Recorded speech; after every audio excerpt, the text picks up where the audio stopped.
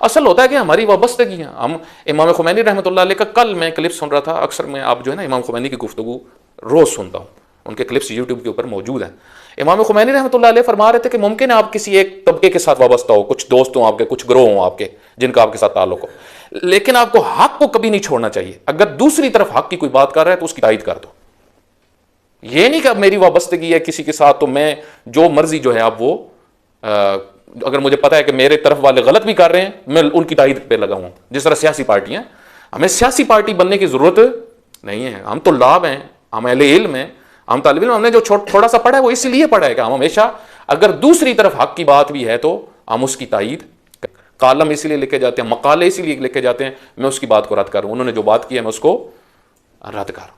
तो ये इल्मी माहौल और मुनसिफाना माहौल उलमा के अंदर बहुत जरूरी है। न ये कि मेरी जो सियासी पार्टी मैंने बना ली है अब वो जो मर्जी करे और मैं उनकी तायदें करने पे लगाऊं, या जो जिस काम के लिए वो मुझे तैयार कर दें, जिस काम के लिए वो मुझे तैयार कर दें मैं वो ही बोल के आ जाऊं।